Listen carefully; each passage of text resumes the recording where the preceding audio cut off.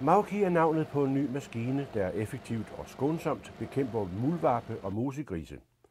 Jyllands Parkzoo i Havnstrup har mange dyr, og derfor et nært forhold til, hvordan man afliver skadevoldere under jorden, effektivt, men også skånsomt.